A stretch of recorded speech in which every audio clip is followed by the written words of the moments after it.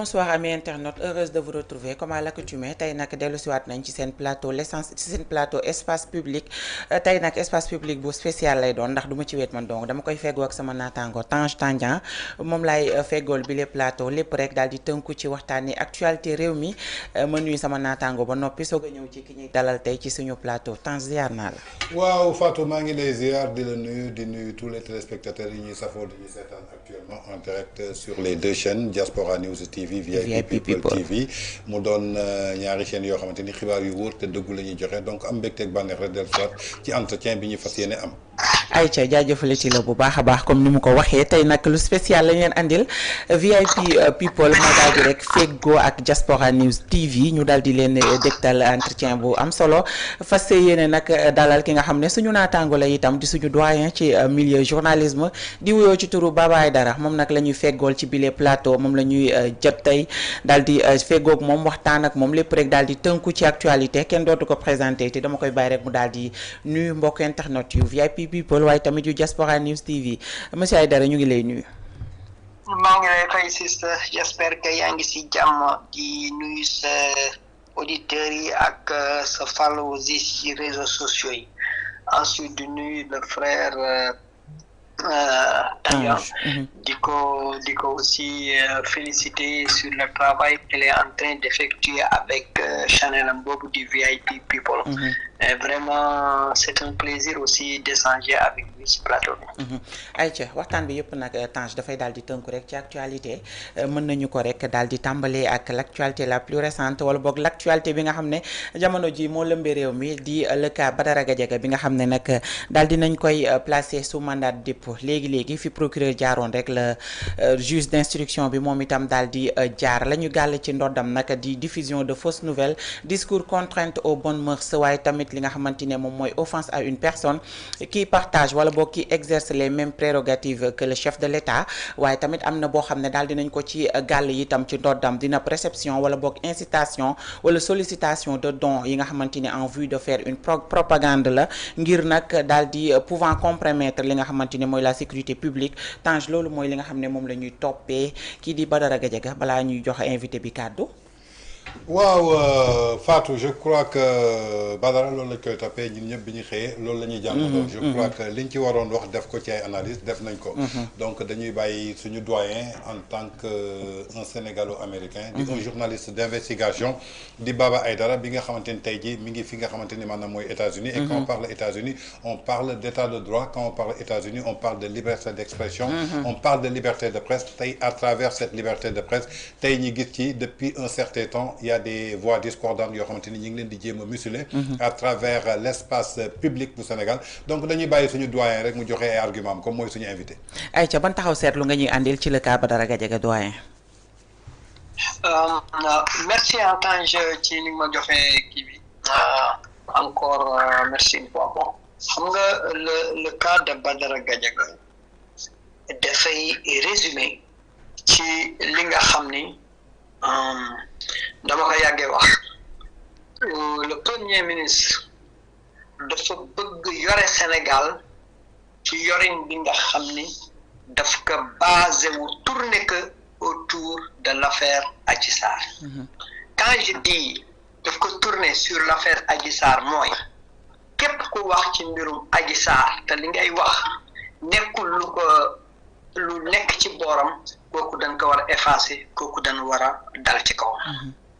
et du coup la gestion du pays daf ko fa bëgg yor autour de l'affaire Adji Sarr képp ku mosoon génn ci mbedd mi di ko xeexal képp ki nga xam ne dem nga ci plateau yi di ko xeexal yow yaa war a am nomination yi yaa war a occuper poste yi et malheureusement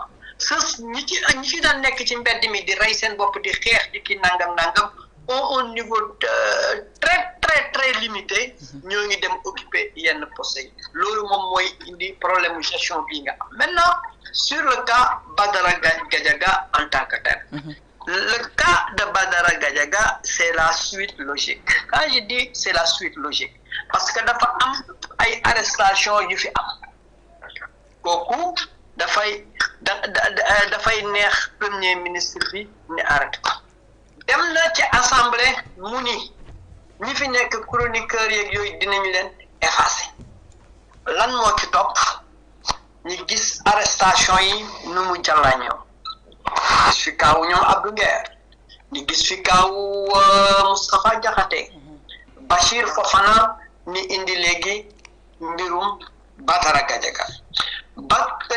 ce qui fait mal mooy toujours dañ lay arrêté ci benn fait bu ñu xamee ni fait bii du lu taxaw ni defal ndànk ni wut luñ ciy yokk pour mën ko corser ko pour mën am lu ñu mën teg ci table bi ndax ki indi wax ji ci émission bi kooku entendre nañ ko te pourtant bàyyi nañ ko mu dem te moom moo indi wax ji beaucoup plus grave premier ministre bi daf ko félicité muy Amadou Ba ni nga wax noonu la mais le répondant comme dafa jël le contre-pied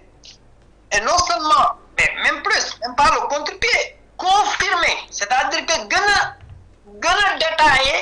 li nga xam ni moom la spécialiste de droit du PASTEF wax et pas n'importe qui c'est un membre du bureau politique c'est un député à l'Assemblée nationale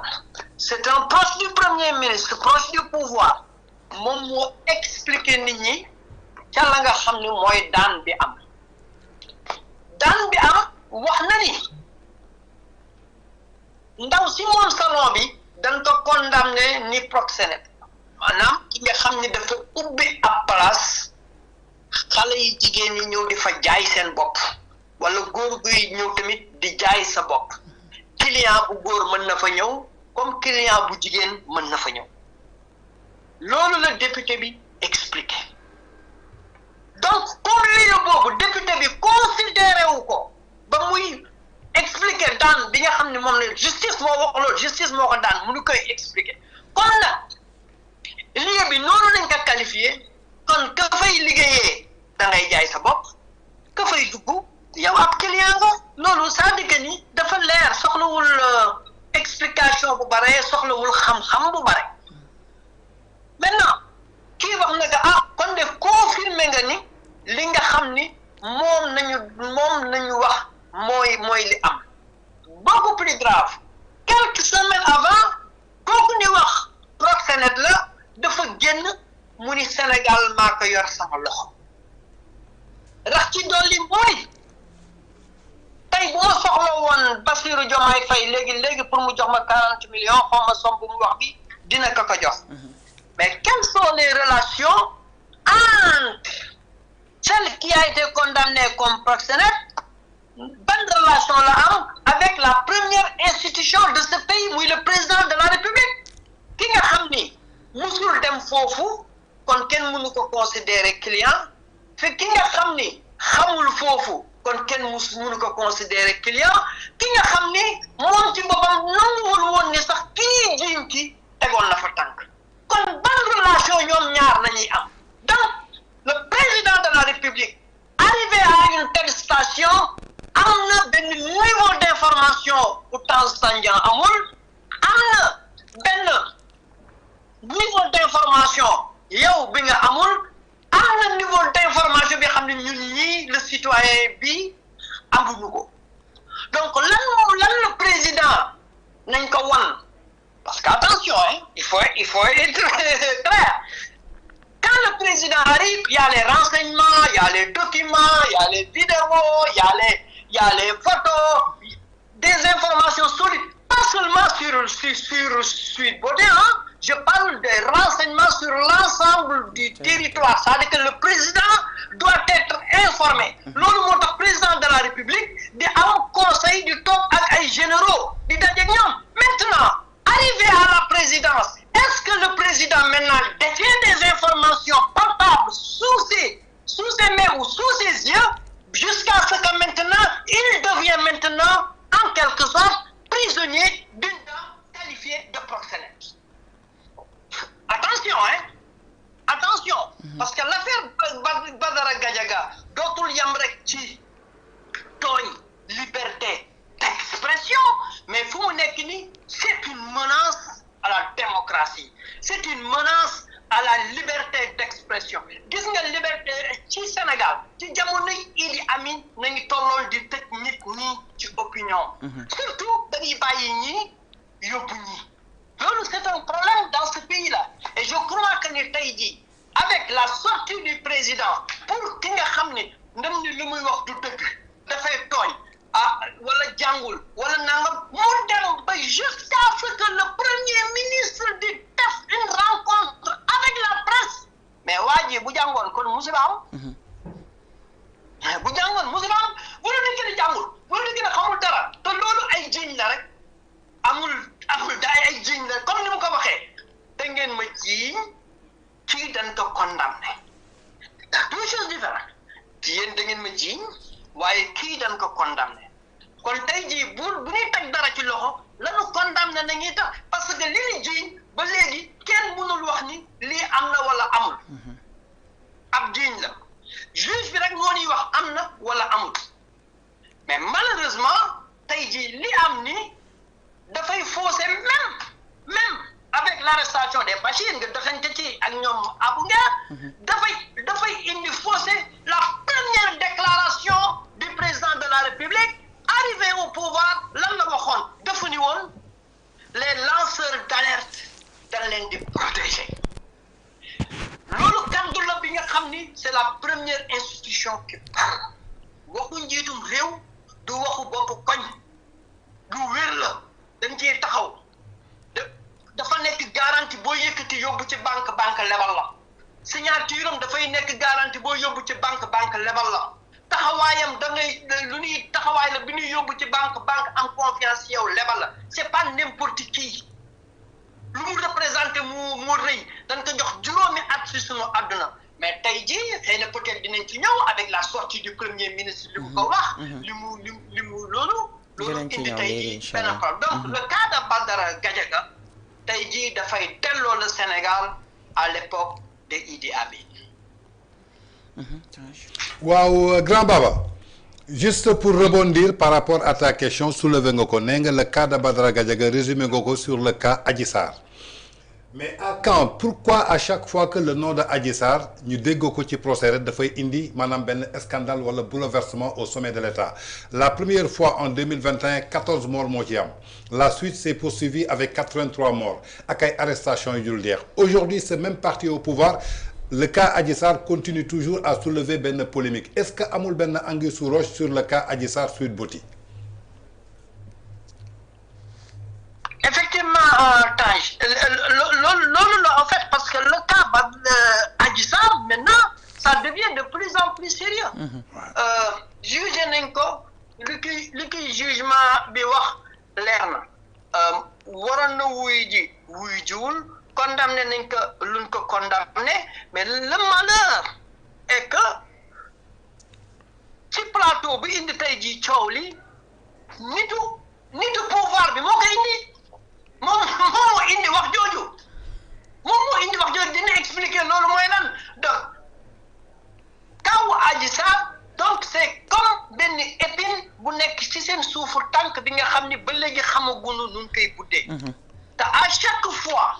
que ni indi waxu Adji Sarr te moom fi mu nekk mu ngi fa nekk les opposants vont en revenir surtout que moom ay nitam yi ñooy am yenn maladresse yi di ki dellu si d'accord buñ ciy nekk di ki dellu si mais dañuy gën a ubbi une porte à l'opposition bi nga xam ni moom it day jóg di wër fu mu gën a méttee mu ko fay doon d'accord c'est aussi simple que ça d'accord l'affaire Adji Sarr tey jii avec condamnation wala arrestation wu Badara Gadiaga du def lu dul continuer de nourrir le débat dafay nekk di ko dundal donc dafay nekk cette sève nourrissante la bi nga xam ni mooy dundal li ni mel parce que ndaw si deewul mu ngi en vie mu ngi dans une certaine liberté de mouvement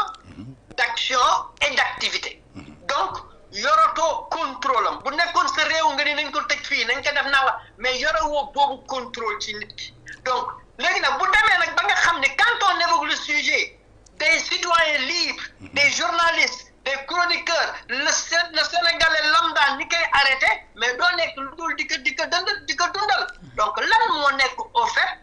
sur ce cas de Adji Sarr ba ku ci laal ni dal sa kaw ba mu tax premier ministre ak situation réew mi fi mu toll le président de la République dem di rencontrer l'homme le plus profond wala l'homme le plus fort après Dieu sur terre sur des sujets d'ordre économique yow ngay def une rencontre ce qui fausse tout. Comment ça fausse tout? Maintenant dès qu'on parle du président de la République en rencontre à la Maison Blanche avec le président américain, aussitôt l'affaire Badara Gadiaga daf ci topp, aussitôt l'affaire Adji Sarr daf ci topp. Moo lay wan ni cette maladresse du premier ministre qui toujours l'affaire Adji Sarr est en train de l'hanter. D'accord. En tant que journaliste d'investigation, en tant qu'un analyste politique ngay analyser profondément tey ban analyse nga ne mën defal ci décision de justice bi nga xamante ni jël nañ ko tey ci kaw Badara Gadiaga bi nga xamante ni li taxoon ñu topp ko débat télévisé la boo xamante ni c'était entre un homme politique et un chroniqueur bi demoon ci diffusion contrainte aux bonnes mœurs ba tey jii moo am yeneen chef d'inculpation yoo xamante ni teg nañ ko ci te bokkul woon tey ci li nga xamante ni mooy procès verbal bi tey quel est le rôle de la justice bi nga xamante ni tey mooy socle fondamental boo xamante ni tey jii sur liberté d'expression ci la war a reposer wu muy cette justice et aujourd'hui cette même justice ñoom ñoo tranché jël Badara Gadiaga bi nga xamante ni ñëpp jàpp nañu que c'est un otage politique alors que justice tey taxawaay bi mu ci am tey yow ban jàngat nga ci am. waaw xam nga déjà justice bi tey sénégalais bu mu neex mën nga tëb nga critiquer boobu justice. et tu sais pourquoi. parce que moom premier ministre bi ci boppam.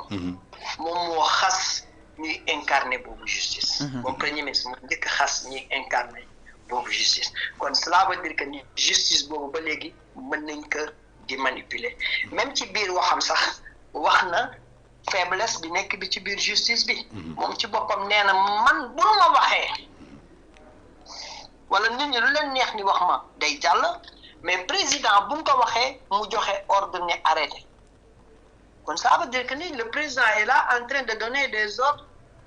à la justice.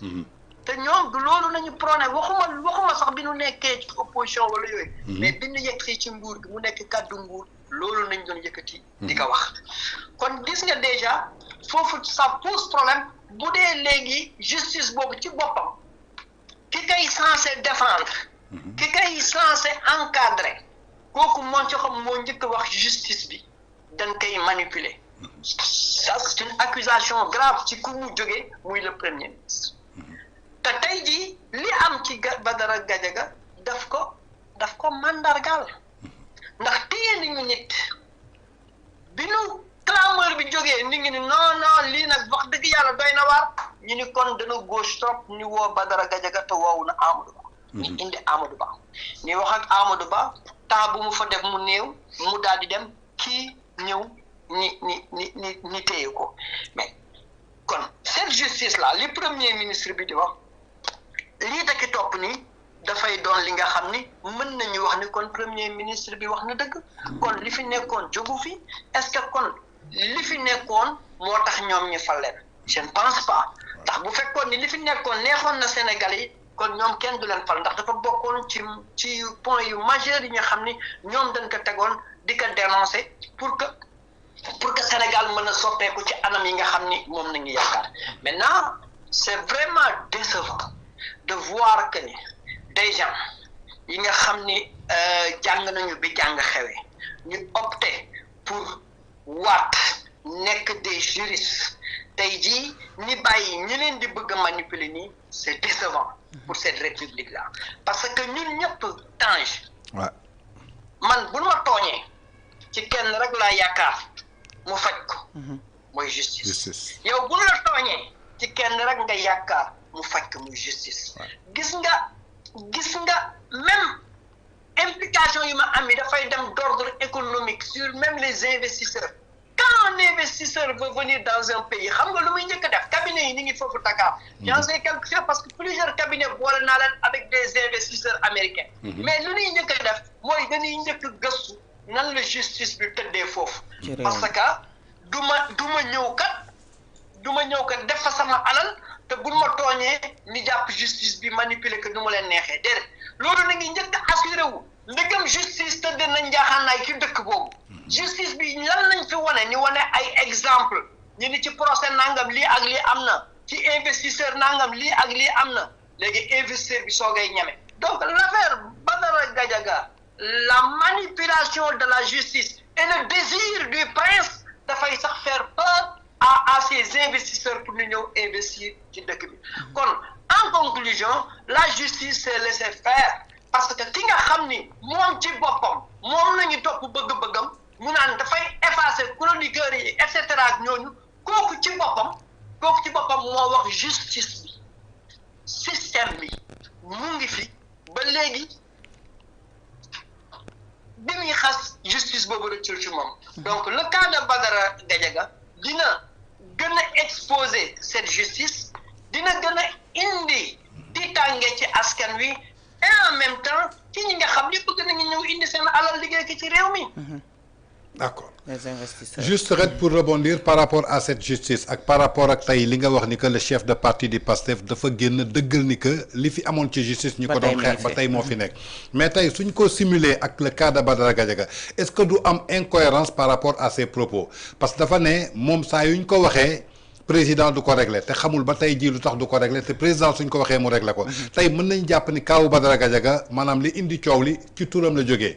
le cas de Moustapha Diakhaté ci turam la jógee le cas de Abdou Nguer ci turam la jógee te ñëpp jàpp nañu que tey jii justice boobu dafa utiliser ay faits yoo xamante ni pour charger la personne tey est-ce que moom propos yi mu yëkkati barki démb ci conseil national bu parti Pastef amul li nga xamante ne maanaam mooy incohérence par rapport ak lu ñuy gis parce que quand Badara Gadiaga est en prison parce que moom la tudd te justice faj na ko Abdou Nguer moom la tudd te justice faj na ko Moustapha Diakhaté moom la recadré ci protocole te justice faj na ko Ablaye Ndiaye moom la tudd tey mi ngi ci kaso bi d'autres personnes yoo xamante ni purgé nañu seen peine génn Assane Diouf mi ngi ci kaso bi tey est-ce que amul incohérence wala manipulation jëmale ko ci propos yi nga xamante ni dégg nañ ko barki dem est-ce que justice bi nekkul di ko exécuter lépp loo xamante ni désiram la. Ça te conduit directement que sa conférence c'était juste pour aller taper sur le président. Effectivement. amul leneen c'était juste pour aller taper sur le président parce que am na lu nekk ci biir xol bi il fallait que mu génne ko mais nag les véritables raisons lu tax mu def lii ba léegi waxagu ko ci kanam nag dina gën a leer parce que je ne pense pas que ci détails yooyu ak nguur lu muy jàkkaran tool nguur ak mbir yi nu ñuy baree ci loxoom je crois que ni yooyu détails ay lu tuuti la li nga xam ne warul mëne lii kon cette conférence là moom la mu wax ñun ñëpp le constat est là gis nit ñi fi arrêté ñëpp moom moomu moo tax ñu arrêté leen kon donc sortem bi c'était pas pour dénoncer comme dénoncer ni moom kenn du ko kenn ñu ko fi tooñ kenn du leen wax dara mais c'était benn bunt wala benn kii bu mu doon wut pour mën tirer sur le président c'est clair parce que apparemment le président gisaguma boobu attaque dëgg-dëgg bu am ci moom ki nga xam ni moom mooy attaqué moom la ñuy delloo riposte dafa bëgg di attaqué te kenn du ko attaqué te gis nga réew mi bu dee loolu la ko bëgg yore dafay sonnal boppam na préparé ay kaso yu bari yu bari ndax amul kenn ku mu fiy wax te du ko tontu te amul sénégalais bu fi yeewu tamit nga ni ko tëjal sa làmmiñ bul wax ci réew mi ni muy doxee kooku moom boobu nit yàlla sàkkagul yaayam ba di ko sàkk waaw donc fii l'objectif est clair bëggoon na benn plateforme bëggoon na benn bunt bu mu mooy bëgg décharger wu sur le président de la République décharger wu na ci moom jusqu'à parler de manque d'autorité dans ce pays. Qui incarne l'autorité dans ce pays-là? C'est la question que je te renvoie. Le président. C'est le président de la République d'autant plus que nee na sax autorité moom manqué ci réew mi Sénégal dafa manqué autorité est-ce à dire que ni ki nga xamante ne moom la Sénégalais yi tànn teg ko ci bopp réew mi il n'est pas à la hauteur. waaw xam nga loolu wax jooju lu tax mu garaaw ki ko wax c'est pas n'importe qui. ki ko wax c'est le premier ministre du Sénégal waaw dafa am yu bare yi nga xam ne daf ka dajale ci biir waxam dafa am yu bare yi nga xam ne daf ko dagale ci biir waxam te loolu dafa doy waar pour réew mi au fait dafa doy waar ci réew mi nu mu taxawee parce que bu ñu delloo sur les points yi nga xam ne moom wax na ko mais après toi tu te poses des questions que ñun on est dans quel pays bu fekkee ni dafa ni bu ñu waxantee dëgg réew mi amul autorité kan moo koy wax moom premier ministre mais attention mais déclaration Ousmane Sonko boobu lu muy wax dafa bare lu muy wax mooy c'est l'échec de l'État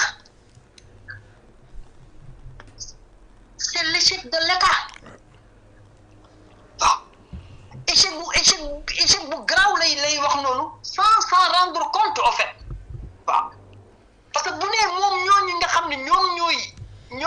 incarner l'autorité mooy kër gi amul kilifa le pays n'a pas d'autorité loolu c'est un aveu et c'est inquiétant pour ce pays-là bu fekkee le premier ministre moom mooy considérer que ce pays-là amul autorité donc du coup il signe complètement la faillite de l'État te nga xam ne moom moo censé incarner ko mais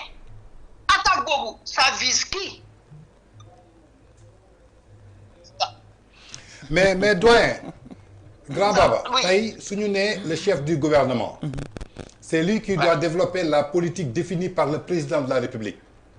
moom dafa taxaw incarner que carrément qu'il est le chef du gouvernement li mu bëgg mooy am tey ci réew mi tey su taxawee dénoncer problème d'autorité est-ce que moom il n'est pas inclus dans ce problème d'autorité donte Diomaye est le chef suprême de la nation il est le président de la République et on entend rarement le président de la République prendre des décisions même en cas de décret c'est lui qui contredit les décrets le cas de Samba Ndiaye était là le cas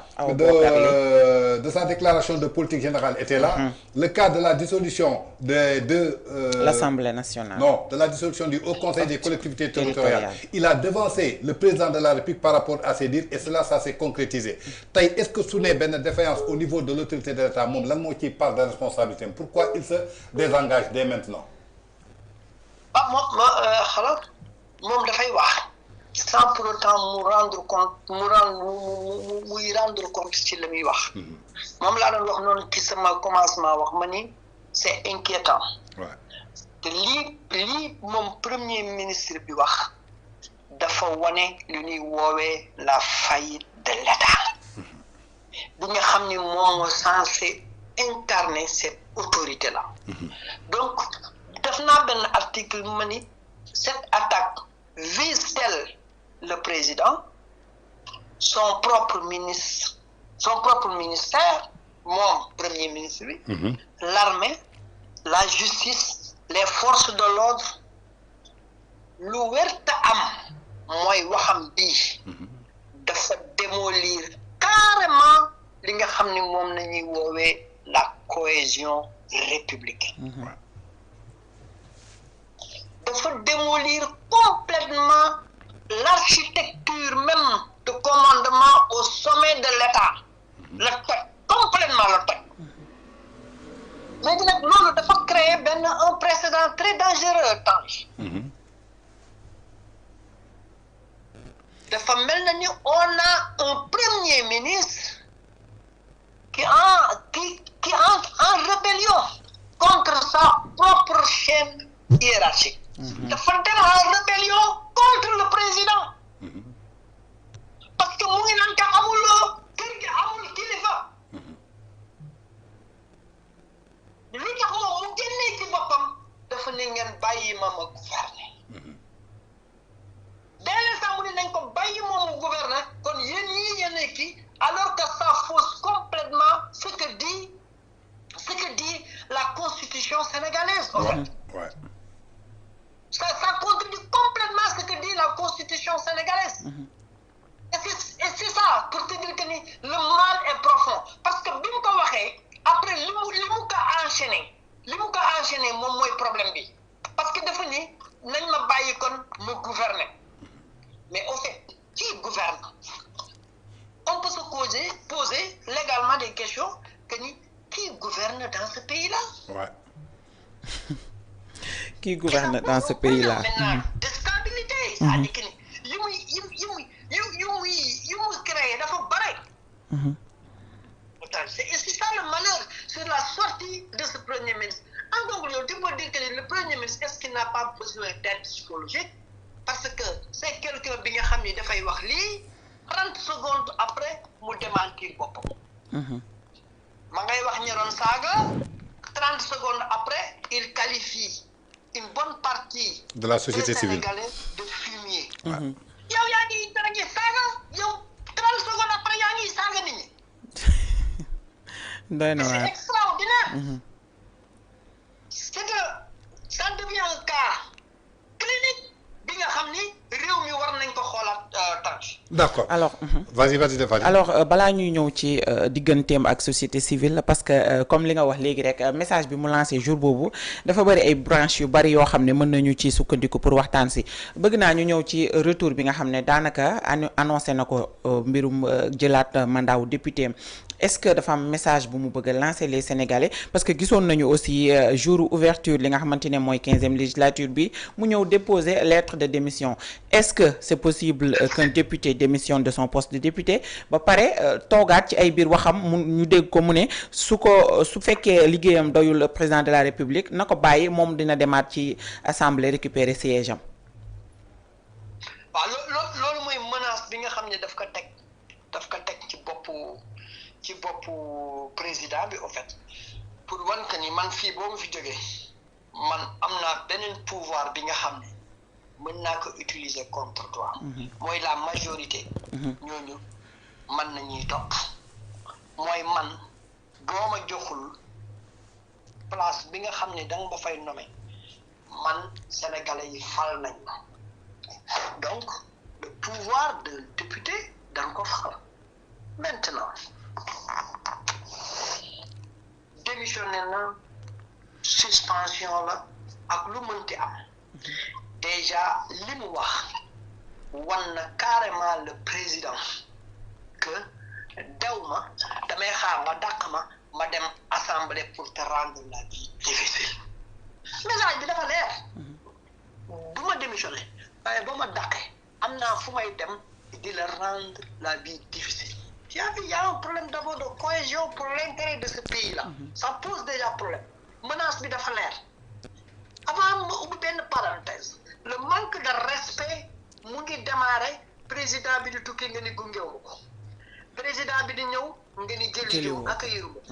ko nga jógee ci loolu nga def conférence de presse daal di dal ci moom c'est-à-dire que ni diggante boobu xoola ku ko muñ mu continuer rek ça veut dire que ni am nga loo bàyyi ci sa autorité te loolu boo ko bàyyee sa autorité rek mooy faiblesse dafay am te faiblesse bi bu amee dafay répercuter ci nation bi dafay répercuter ci république bi maintenant son retour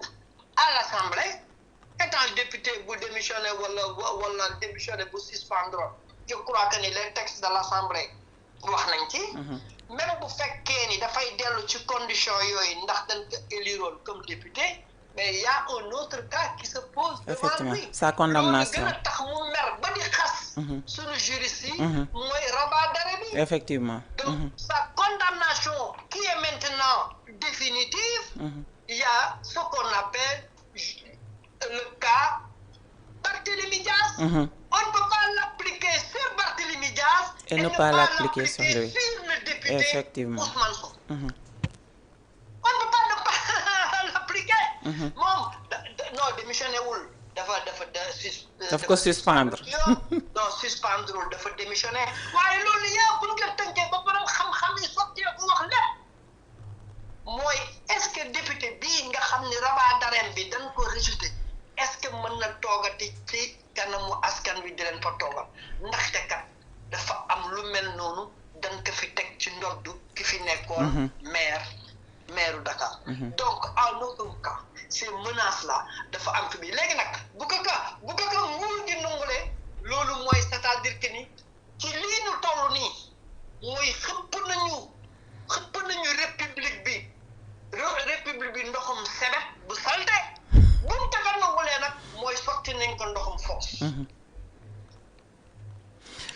d'accord doyen tey dañuy ñëw ci li nga xamante ni soulevé nga ko léegi par rapport à manque d'autorité tey suñu République du Sénégal si Diomaye ne gouverne pas moom gouverné wul tey ça veut dire qu'on est en danger nga souligner beneen point mu jëm ci wàllu respect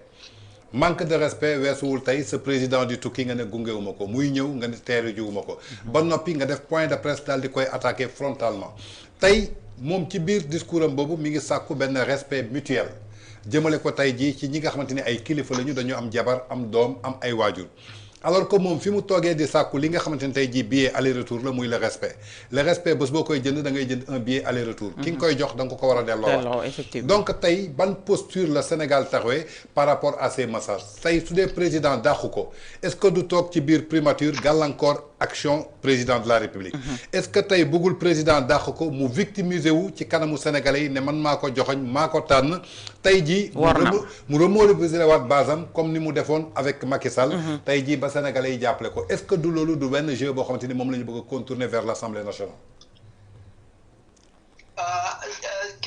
Tange ci dernière minute question bi dafa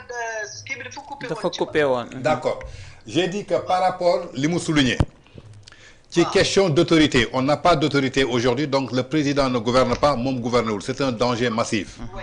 deuxième bi nga ñëw ci respect manque de respect notoire président war a tukki nga ne gunge woo ko président war a ñibbisi nga ne gunge nga ne teeru ji woo ko. troisième point nga def sa point de presse pour noyer voyage du président de la République ba noppi attaqué ko frontalement ba noppi menacé ko ci kaw du démissionné ma ne est-ce que tey ñàkk démission boobu justifié wul dafa bëgg a toog ci poste premier ministre am gàllankoor les actions du gouvernement pour que suba Diomaye su bëggee avancer dàq ko ba pare mu victimiser wu te ne mi ngi delluwaat assemblée nationale de ce fait que population bi mën a dal ci kaw Diomaye comme moom moo ko joxoñoon ba mu doon président de la République est-ce que du benn stratégie moo fa nekk en tant que un analyste politique ban lecture nga ñuy defal foofu. xam nga première lecture c'est une chance pour le Sénégal Diomaye sauver cette république là. Tange amul benn instant xalaatal sur les premiers ministres de Abdou Diouf ndax ñun jamono yooyu nañu fekkee sur les premiers ministres de Abdou Diouf de Moustapha Niasse à Habib Thiam sur les premiers ministres de Wade de Mame Pator à Souleymane Ndéné Ndiaye sur les premiers ministres de Macky Sall de Macky Sall de Abdoul Mbaye ak Sidi Kaba xalaat nga rek kenn kuy jóg rek di def bii mode de conférence xalaat nga rek ñooñu ñëpp ma fi lim kenn ki seen président bi di dem di def un voyage aussi important gungewu ko ndax daf ko mere xalaat nga rek mu tukki ba ñëw adduna bi yëpp tey di xaar bu wàcc see avion lan lay wax sénégalais yi par rapport à ce déplacement que ni premier ministre bi ni ko ñëwul gis nga tey ji ci occasion bi lay wane l'autorité bu ko deful dafay confirmer manque d'autorité de Ousmane Sonko wax amul beneen mbir dafay wane ni Sénégal am na autorité wala mu confirmer que ni Sénégal amul autorité. Et c'est une occasion aussi pour ces juristes sénégalais, pour ces intellectuels sénégalais, de rendre un grand service à la République. Pour une fois, bu ñu toogee ci plateau yi bu ñuy wax ak askan wi ñu wax leen li nga xam ne ñooy dëgg mu bañ a am parparloo pour sauver l'image de cette République. moo leen di xamal kii menace bii mu teg lii bu fi jógee dafay dem assemblée na leer ci bopp yi mënatul dem assemblée. donc bu xamee ni mënatul dem assemblée déjà présent que ni borom xam-xam yëpp d'accord nañ ci li nu mel dina revoir sa copie. dellu siwaat nekkaat un premier ministre nommé mais pas un premier ministre élu par les Sénégalais. Les Sénégalais n'élisent pas un décret. Président nañu fal président bi daal di ñëw indi ku muy àndal ki wute nag dëkk bu mel na Amérique nga xam ne yéen ñaar yéen a falandoo yéen a yem même doole mënoo ko dàq tant que mandat bi jeexul ndax yéen a ko bokk mandat bi yéen a ko bokk dafa wuute ak Sénégal li am donc tey jii Diomaye dafay ñàkk fayda ci kanamu Sénégalais yi rek wala mu am fulla ci kanamu Sénégalais yi amul beneen solution benn rek la dafay am fayda ci kanamu Sénégalais yi wala mu ñàkk fayda ci kanamu Sénégalais yi suñu diggante ñun ñaar suñu diggante la waaye bu république bi taxawee moo nu ëpp doole ñun ñëpp république bi ñu tënk bu taxawee rek sama xaritoo ak yow république bekk ëpp doole suñu bokk ndey ak baay man ak yow nii mag ak rak république bi moo ko ëpp doole ndax dañu toog ci place république bi donc occasion la tey jii suñu intellectuel yi une bonne fois suñu juriste yi ni toog ni wax lu leer ndax le cas de Barthélémy Dias nit nu mu gàtt xam-xam gis na ko kon nag tey jii nekk na occasion bi nga xam ne dañuy rétablir une certaine vérité pour donner la chance à ce gouvernement bi nga xamee dese naka ñetti at ba ñeenti at pour que ni mën a yor Sénégal ci yorin bi nga xam ni du nasax c'est conséquence loolu en fait parce que yaa ngi jëm ci ñetti at ñeenti at yi nga xam ne bu ñu deful nànk dañuy am njiit bu nasax moom musiba la kon ñun ñëpp dañu war a def le tout mu nekk suñu bataille que suñu njiit bi lépp lu koy nasaxal ak ku mu mënti doon ak loo mënti doon ak foo cosaanoo foo mënti jógee ni bañ ko c'est pour sauver l'image de la République cette menace Tange cette menace là c'est l'affaire de tout le monde la société civile la justice les forces de l'ordre les citoyens parce que yéen a jël nit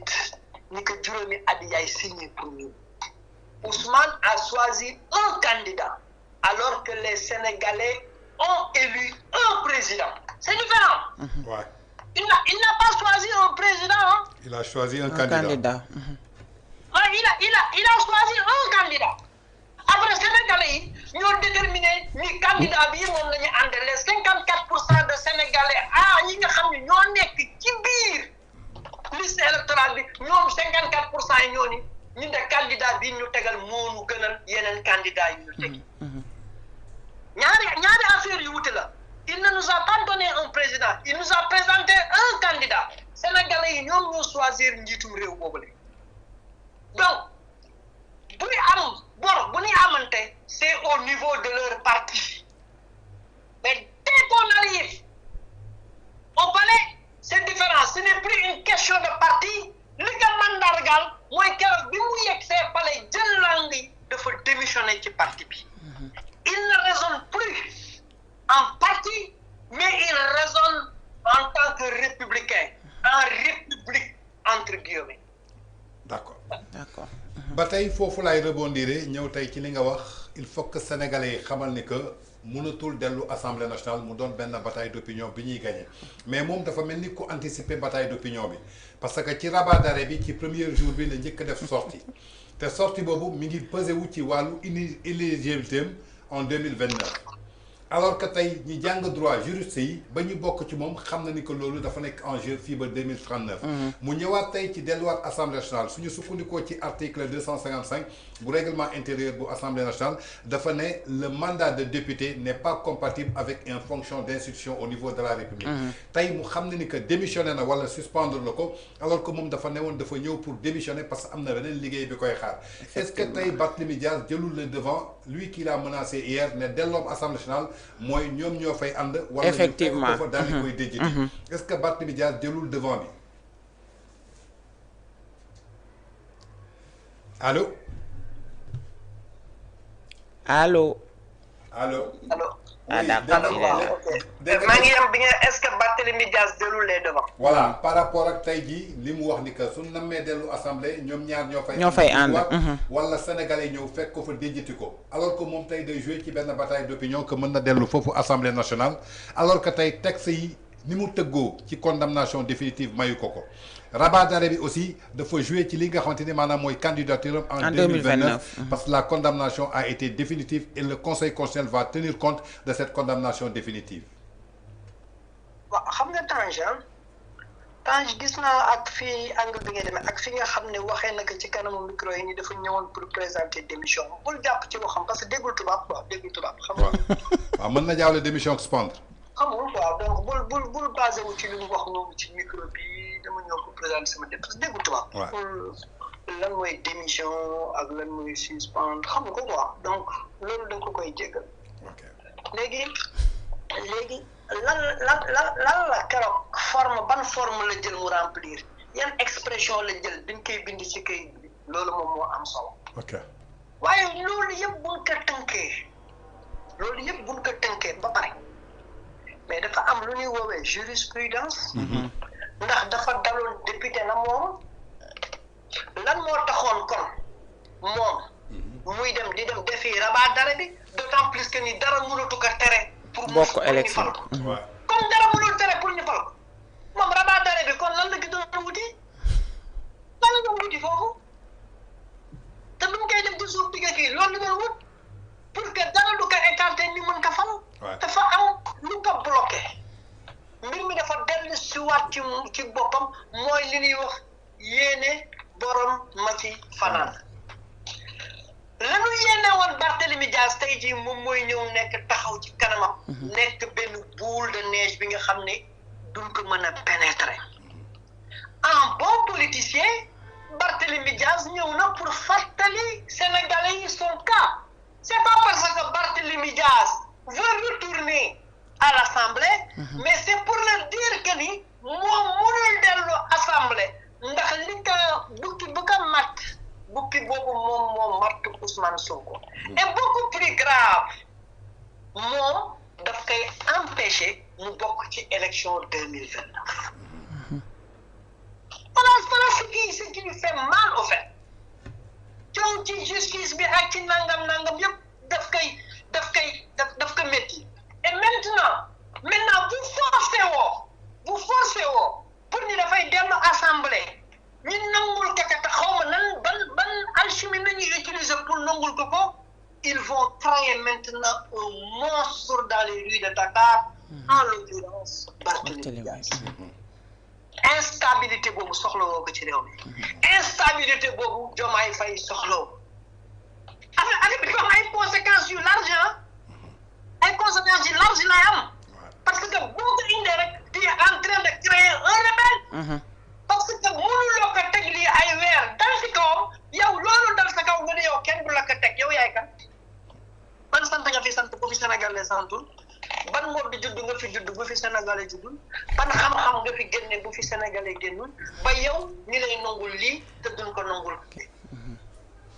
il est député dañ ko fal comme yow ni nga nekkee woon député ni fal la yaa xam da nga démissionné woon da nga suspendre parce que on ne se base pas toujours ci li ngay wax parce que dal lay nangul ni les mots ont leur pesanteur te xamuloo la définition réellement de ces mots que tu prononces à longueur. d'accord bëgg naa doyen ñu ñëw tuuti ci diggante Ousmane Sonko ak la société civile aussi dégg nga ko mu ne dinañu créer loi boo xam ne dafay empêcher li nga xamante ne mooy les acteurs de la société civile ngir ñu jot ay financement yoo xam ne dafay jugee à l'étranger ndax guerre bi nga xamante ne mu ngi koy déclarer à la société civile lu bénéfique la ci moom wala déet. xam nga non seulement dafa njëkk wan Sénégalais ci déclaration boobu que ni moom daan na def lu illégal moom ci xam mu reconnaître ni daan na def lu dul yoon. lu mu reconnaître daan na def lu dul yoon yéen ñaata yoon ngeen daan dégg fi Kopar Express. bari na. ñaata yoon ngeen daan dégg Kopar Express. bari na. léegi nag boo jógee ci loolu moom il n'avait pas été payé par Oxfam. sur une conférence bi mu def. organisation yooyu nooy financer société civile moom dañ ko jëloon mu dem defi conférence Oxfam def na ko avec beaucoup d'organisations au Sénégal moom bosam ñi def ko avec des millions mais léegi conséquences yu muy amee lan la société civile boobu muy wax ñi nga xam ne ñoom ñooy les partenaires du Sénégal mais ñooñu ñoo créé agence yooyu di financer les sociétés civiles à travers le monde. société civile li wax noonu ñi nga xam ne ci ñoom lay dem di sukkandiku ci yenn yi mais ñooñu organisation yooyu noo taxawal yooyu agence di leen dimbale ci àq ak yelleefu doomu aadama mooy ça veut dire que ni man képp kuy taxawal àq ak yelleefu doomu aadama fii ci Sénégal dan la war a tëj waratoo am financement ça veut dire que ni yow waratoo exister donc lay défendre loolu waratul am justice moom dañ koy tegee boobu ndax yow yaa ni wax justice bi moom maa day taal yow yaa ma ko wax donc il ignore que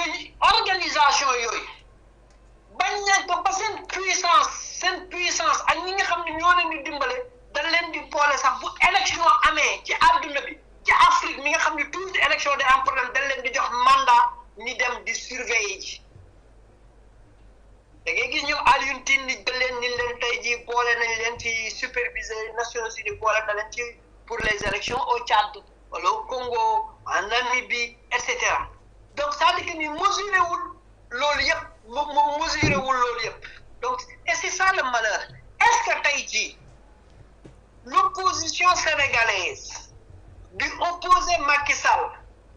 dès son premier mandat est-ce que c'est ba ci deuxième mandat est-ce que tey jii l'opposition sénégalaise bu opposé Abdoulaye Wade de 2000 à 2012 est-ce que opposition boobu arrivé au pouvoir moo war attaquer ñaari entité yi est-ce que opposition boobu arrivé au pouvoir war na attaquer la presse sénégalaise est-ce que opposition boobu une fois arrivé au pouvoir war na attaquer société civile mais ñi daan génn di dénoncer les détentions de Abdoulaye Wade à l'époque de Diouf ñan la c'était la presse et l'opposition et la société civile ñan ñoo doon dénoncer yi fi jàlloon yépp ba yegg ci moom ñan la woon mais c'est extraordinaire on ne peut pas vouloir quelque chose et en même temps vouloir son contraire c'est pas possible voilà pourquoi je dis que le gars a besoin de quelqu'un ku ko mën a dugal ci biir bopp bi est-ce que tey jii un gars comme Birahim Seck war na wax attaqué par un opposant qui vient d'arriver au pouvoir est-ce que tey Alioune Tine avec tout ce qu'il représente en Afrique est-ce que ce gars-là tey jii quelqu'un qui a combattu Abdou Diouf qui a combattu Abdoulaye Wade qui a combattu Macky Sall mën na di attaquer ces gens-là mais c'est pas possible loolu incohérence la loolu c'est pour nous dire que ni je suis venu pour être un dictateur si vous le permettez maintenant permettre que mooy lan c'est bàyyi que largement mu rendre la vie difficile à cette société civile kooku c'est l'affaire de tous les Sénégalais parce que cette société civile là nekku fi pour boppam mais daf fi nekk pour askan wi et c'est le moment de le dire que société civile bi ban kanam nag la war taxawee pour faire face au monstre. am na solo alors Tange. waa doyen tey fi nga ñëw noonu ci société civile bi si lay ñëw. quand on nous parle de société civile tey yaa ngi États-Unis ce sont des organisations no profit gouvernementales et quand on parle de liberté et de démocratie société civile daf ci am pàcc tey la presse daf ci am pàcc parti au pouvoir am ci pàcc l'opposition am ci pàcc tey ñu gis ni que mu yëkkati ay kaddu aussi attaqué ko société civile wax nga ko léegi ci sa biir wax donc il est venu pour imposer sa dictature est-ce que il n'est pas en train d'installer li nga xamante ni maanaam mooy doxal dictature ci réew parce que quand on dit que dañuy interdire les financements yu jógee étranger pour dugg ci société civile wax nga ko léegi moom ci boppam dafa firndeel ni que mi ngi doon def lu illégal alors que tey Sénégal dafa ratifier ay conventions ak organismes internationaux lu ci mel ni tey ay les conventions des droits de l'homme lu ci mel ni tey les Nations Unies lu ci mel ni tey OMS te ñooñu ñëpp nekk ci ginnaaw société civile pour ñongal démocratie tey ak saaga bi nga xamante ni yëkkati na ko comme on dit que les mots ont leur sens dans le contexte quand un chef de parti jóg yëkkati benn mot terme fumier alors que moom fi mu toll mi ngi bañ injure jëmale ko ci njaboot tey ni mu amee doom bu mën a am jabar Alioune Tine noonu la ko amee tey yow ban lecture nga ñuy defal ci loolu xam nga kii Tange waaw dafa am li nga xam ne moom la tubaab bi di wax wala wolof ni ko sëpp la ko bët la ci biir da nga am un premier ministre bu ñëw ci ndawu askan wi il n'a pas singé Albert Camus qui disait la liberté n'est pas l'absurde droit de tout dire mais elle est le jugement qui permet de distinguer ce qu'il convient de dire. mu toog ci suñu assemblée bi Saint-Géoul Voltaire qui a dit que je ne suis pas d'accord avec ce que vous dites, mais je me battrai jusqu'à la mort pour que vous ayez le droit de le dire. cerveau yooyu am ci àdduna bi yëpp borom xel yu rafet yi yu rafet yooyu yëpp nekkay jàngal suba ak ngoon ñu nekk référence ci àdduna bi nga indi sur les Africains nga jaar de Abdoulaye Wade bi la jege nga jaar de Nelson Mandela entre autres ñooñu ñëpp nga bàyyi leen devant l'Assemblée. Tu nous fais vivre Idi Amin kooku wan na la boppam nga bàyyi esprit brillant yooyu yëpp ak lu ñu wax ci liberté d'expression lu ñu wax ci démocratie et tout nga indil ñu Idi Amin Tange leneen lan nga bëggati tu toog ci kanamu askan bi di fàttali nit ñi li Idi Amin waxu loolu lu Albert Camus wax waxu loolu lu George Orwell wax waxu loolu lu Noam Chomsky wax waxu loolu lu Voltaire wax waxu loolu lu Mandela wax nga indi lu Idi Amin mais kii war na la boppam Tange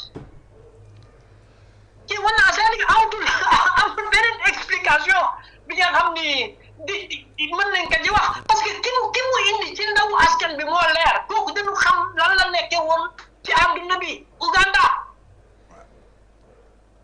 Ce n'est même plus un débat ça.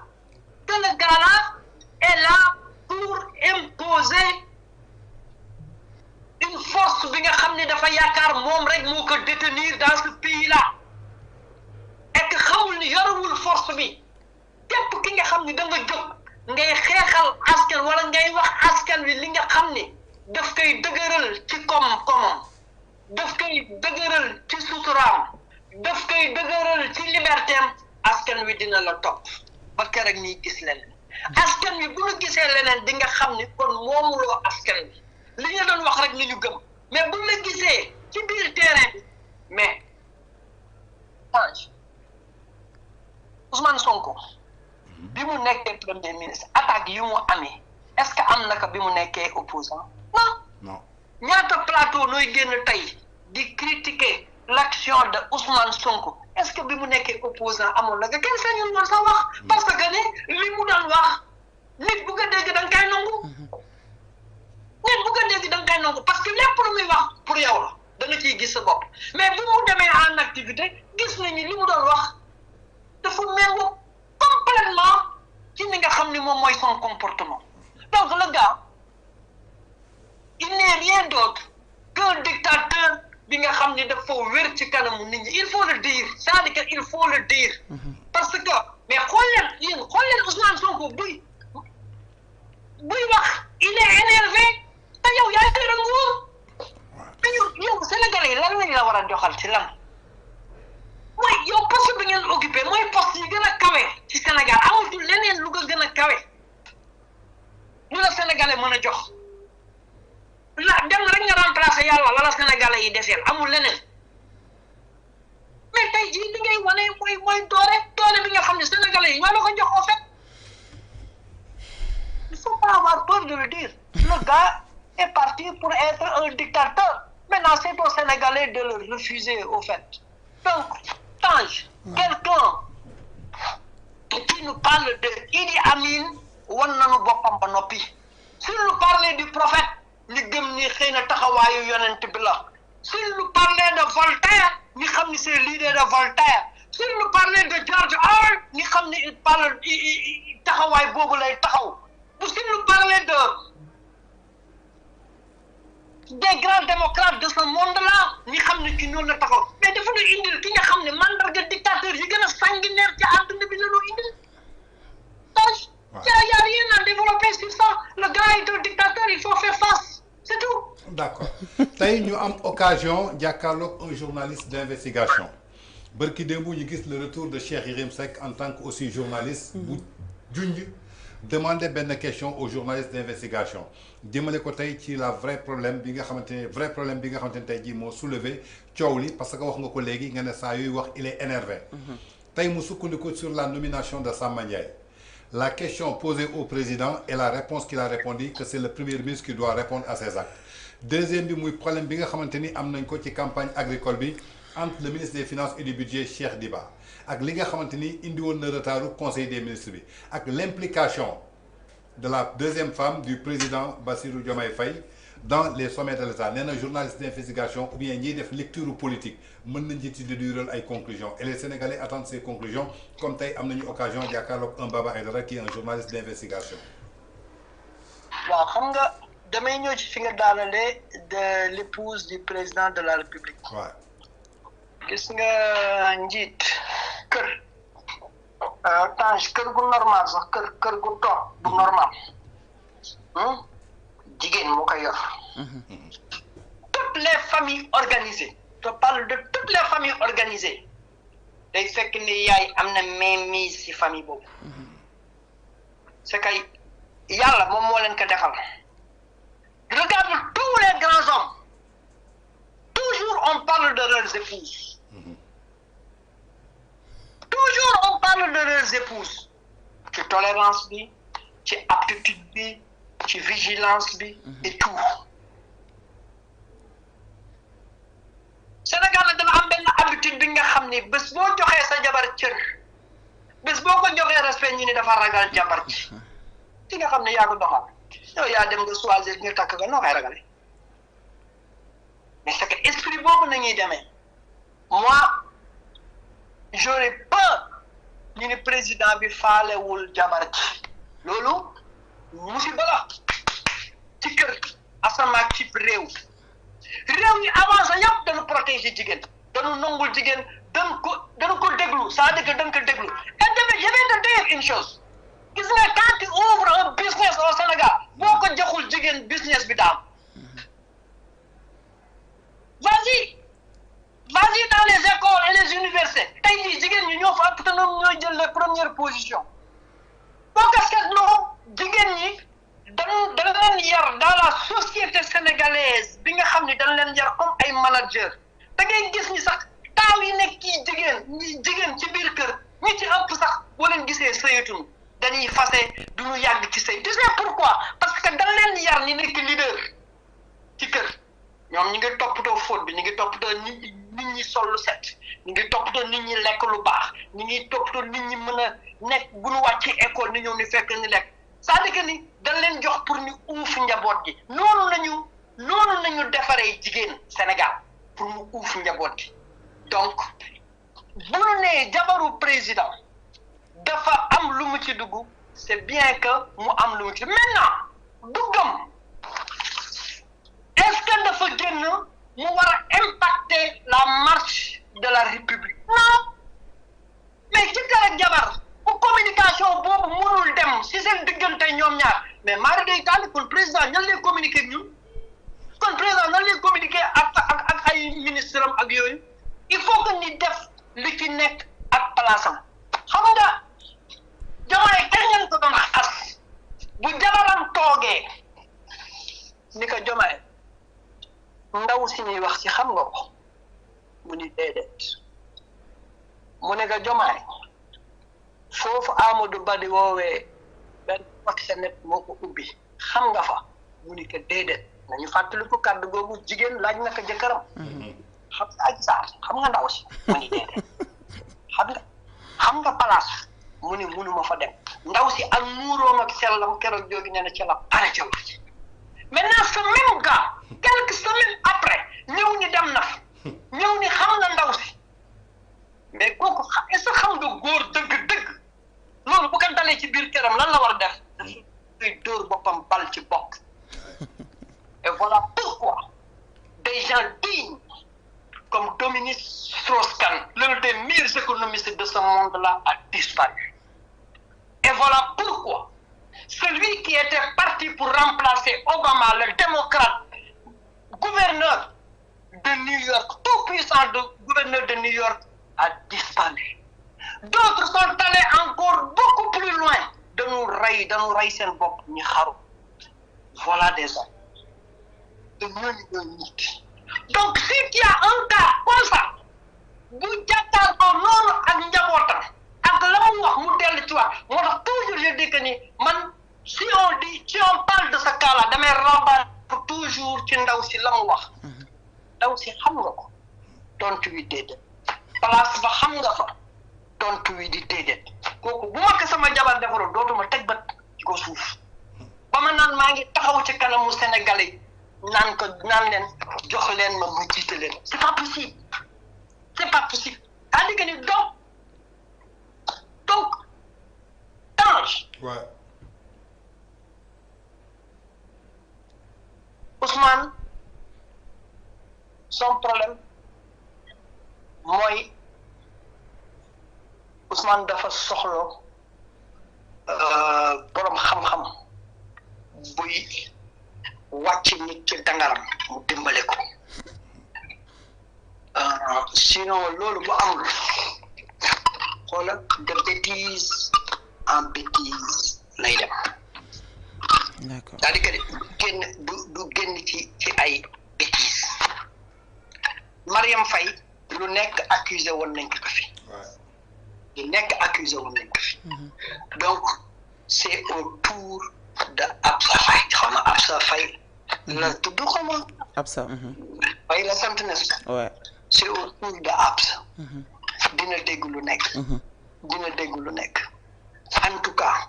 jusqu'à ce jour amul fenn fu mu déggee Absa fu mu laajee borom këram ndegam xam nga suñu boote mu ni ko déedéet wala ndegam mës nga fa dem mu ni déedéet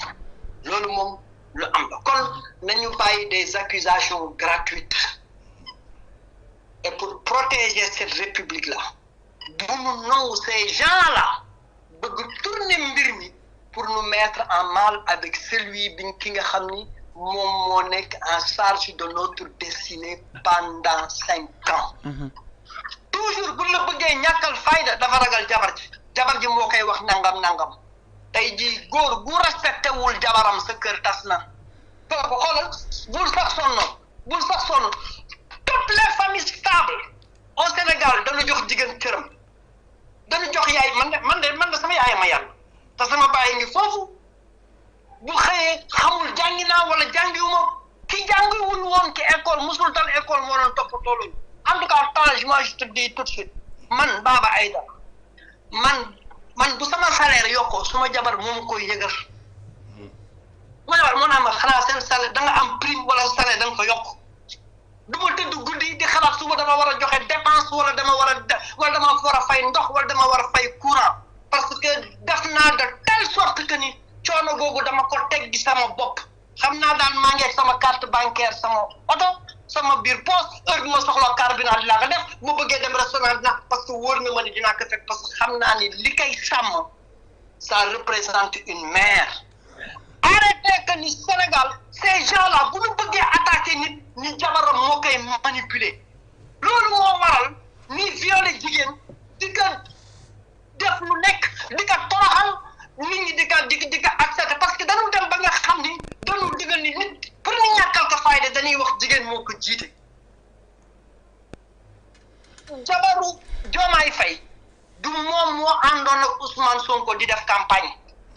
c'était Diomaye et Ousmane Diomaye et le Pastef ñoo doon def campagne donc cette dame là dañuy utiliser cette dame pour mën a ñàkkal fayda Diomaye parce que sénégalais noonu lay xalaatee pour ñu bëgg la ñàkkal fayda dafa ragal jabaram nañuy wax heureusement que kon am nañu président au moins qui écoute une mère on a au moins un président qui écoute son épouse gis nga échec dans la vie ñeenti ñii du yéene mu borom kër gi échec papa yaay jabar doom. D'accord. Bon vent à ce couple. Pour des accusations de faux pour mettre en mal avec le président, les gens lucides ne vont pas l'accepter. D'accord, peut-être juste une dernière question de ma part, c'est par rapport à la situation des Sénégalais yi nga xam ne ñu ngi foofu aux États-Unis mënuñu waxtaan ak yow te du ci dugg depuis que bi nga xamante ne kii di njiital réew bu États-Unis jël na yenn ci ay décision ñeel wàllum immigration beeg yooyu ban situation nga ñu mën a décrire foofu bu Sénégalais yi nekkee foofu ci Amérique. tension moom foo ko natt weesu na ko. La preuve moom ministre des affaires étrangères bi dafa ñu woon dafay dajeek la communauté sénégalaise keroog bi Diomaye Faye delloo ba nu def affiche bi et tout dinaa ko mën a yónnee sa technicien bi ñi am nañ ko dinaa la ko mën a yónnee. Je crois que ni Tange war na ko am ci benn groupe bu nu bokk. si yónnee naa leen ko am nañ ko. gis nga dafa ni woon dafay tasanteeg Sénégalais. waaye bi nit ñi waxanteeg moom ci suuf xam na ni bés bu dofee ba def boobu rencontre fii ci Amérique yi dootu ko dolli fenn parce que xam na ni dootu ko dolli fenn bu ko defee moom musiba dal ci kawam. Ah bon? Parce que fii ñu ngi énervé nañu nit ñi jaaxle nañu. dafa am ci rencontre bi lu ñuy woowee close door. je crois que def naa ko sama TikTok ak yooyu. li nga xam ni Amérique lii moo ko soxal mu tëj leen ci biir néeg bi wax leen lii laa bëgg. léegi nag bu nu génnee ci mbedd mi ngeen wax kanamu public bi lan ngeen gis ci man ci lu rafet ngeen wax ko. moo tax ku ci nekk géwél am na sama mbokk naar bi moom maari day taali gën ko mujj wax sax noppi xam nga naar moom comme déjà day mën a nettali boo ko joxee occasion pour mu nekk géwél day yomb donc il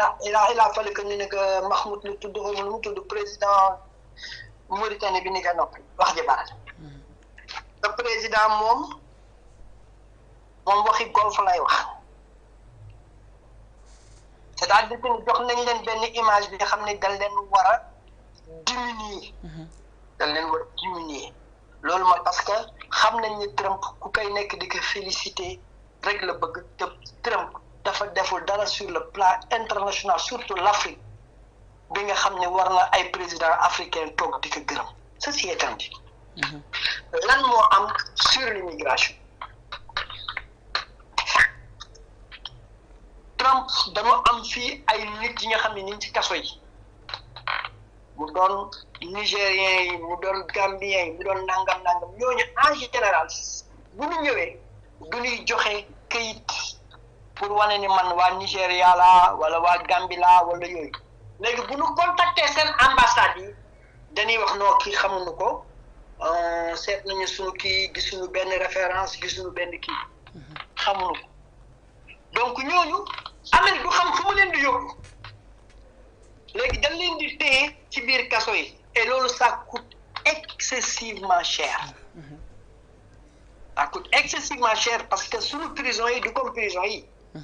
nit ki dafay nekk dans de bonnes conditions darabam dinañ ko changer dinañ ko fóot donc arsenal bare moom moo ci topp ñu ni kon lu ñuy def ñi nga xam ne suñu ay xarit nañu ñu mën na nangu loolu donc des pays comme Rwanda ñu ngi en discussion ak yooyu donc li leen Trump proposé du lu bees ça il faut le reconnaître Amérique stratégie la gis nga Yaya Jammeh année bi mu bañee jël Gambien yi dañu def benn loi contre les civil servants c'est-à-dire que les fonctionnaires gambiens le fonctionnaire gambien n'avait plus droit à un visa aux États-Unis sanction boobu la nguuru américaine bi ñu ñëwee nag proposition bi tam ñëw ci Sénégal parce que da ngay xam ni les États-Unis genre proposition yi duñ ko def n'importe qui mais dañ koy def les pays que l'on considère comme des alliés le Sénégal avec sa diplomatie Amérique da ko considéré comme allié des États-Unis et non xaritam comme xarit nii rek déedéet allié la allié moom mooy le rang bi nga xam ni moom la Arabie Saoudite la Grande-Bretagne la France et la plupart des pays de l'Union européenne ñu occupé ci diplomatie Amérique foofu nañu dugal Sénégal donc Sénégal allié wam la kon bu ñu toogee ci table bi ni proposé la yow da nga war a am contre proposition loolu moo lay wan ni ñàkk préparation bi am bi ci rencontre bi c'était pas pour non président Diomaye Donald Trump woon na ko invité na ko non c'est-à-dire que ni qu'est-ce qu'il devait donner comme contre-proposition loolu nag diplomatie moo koy dox Sénégal bi ñu ko defee le gouvernement de Macky Sall dañu toog avec un grand Mankeur Ndiaye ñu toog ñuy xalaat parce que da ngeen di fàttaliku Macky Sall est le premier président africain bi nga xam ni Obama da ko invité exclusivement après bi mu gagné élection indi ko moom rek Maison Blanche c'est pas invitation comme nii ñu invité ñeenti président de déedéet il a été reçu à Rose Garden par le président Barack Obama au lendemain bi ñu ko falee mais bi nguur Obama indi loolu teg ko ci table Sénégal xam loolu nañ que ni nos partenaires économiques lu ñuy dugal ci réew mi immigré yi lu ñuy dugal ci réew mi moo ëpp donc comme l'Amérique est un allié et que vous avez toujours participé pour la stabilité de ce pays kon notre premier partenaire économique mooy l'immigration nos immigrés ñooñu bés boo leen déstabiliser kon yow sa allié bi ci coono la jëm ci toroxte la jëm kon nañu trouver une solution si la Obama trouvé benn brèche comme quoi que moom da doon campagne ni day tëj Guantanamo mooy kaso bi ñu daan yóbbu ñi nga xam ni dañ leen suspecté de terrorisme et autres indi leen Guantanamo Sénégal ci boppam dem def contre proposition bi ba nga xam ni Barack Obama war na tenir promesse de campagne am seet nu muy fu muy yóbbu yooyu prisonnier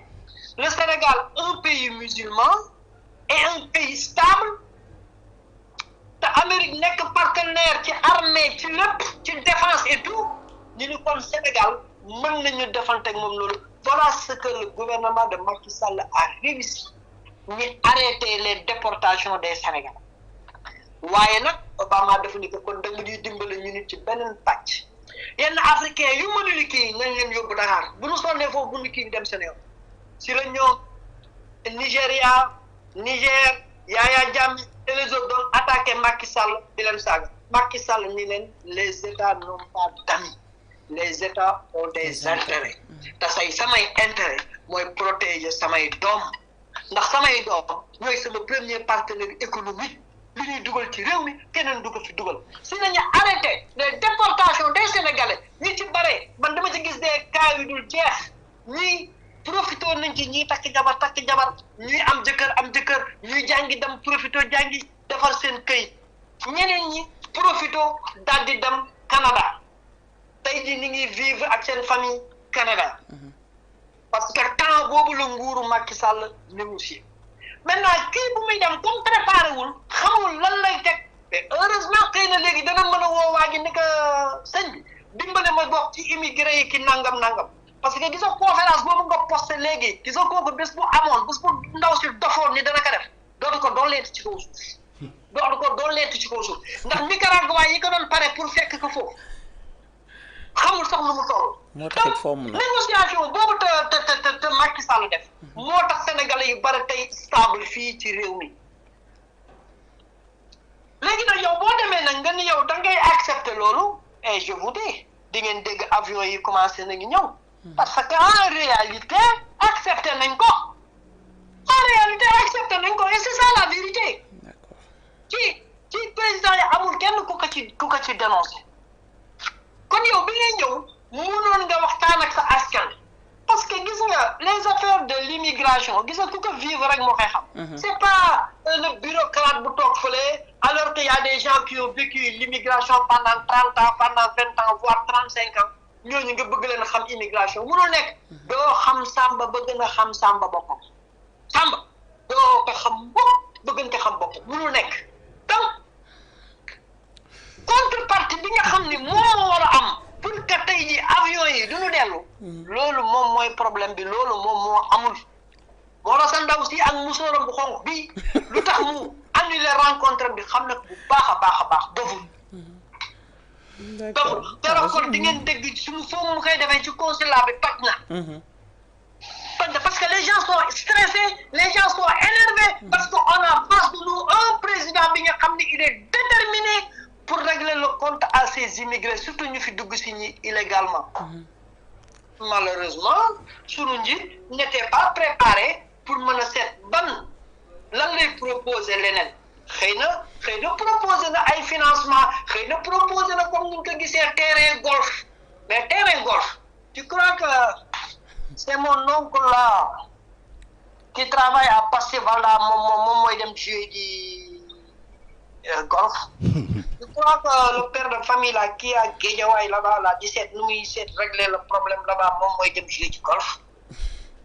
je pense que terrain golf boobu est-ce que du Dangote nañ ko gën a ubbil pour que mu ñëw jouer foofu et non l'oncle de Baba Aïdara qui est chauffeur à Pastévalda il faut qu'on soit sérieux dans ce pays-là. D'accord doyen en tant que journaliste d'investigation nga nekk États-Unis dama bëgg rebondir tout rek ci voyage yu Diomaye foofu ci États-Unis def nga benn comparaison léegi avec Obama et Macky Sall par rapport ak diplomatie bi nga xamante ni Macky Sall joué na ko tey ba contraindre leen doomu Sénégalais yi mën a rester foofu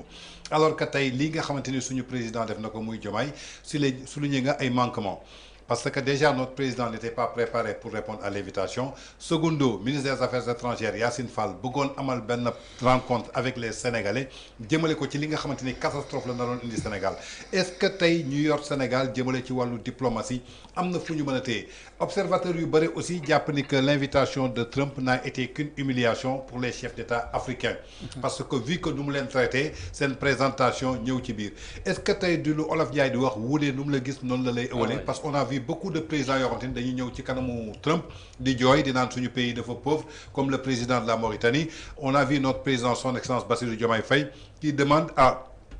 Trump de venir investir un terrain de golf parce que fa dañ ko nekk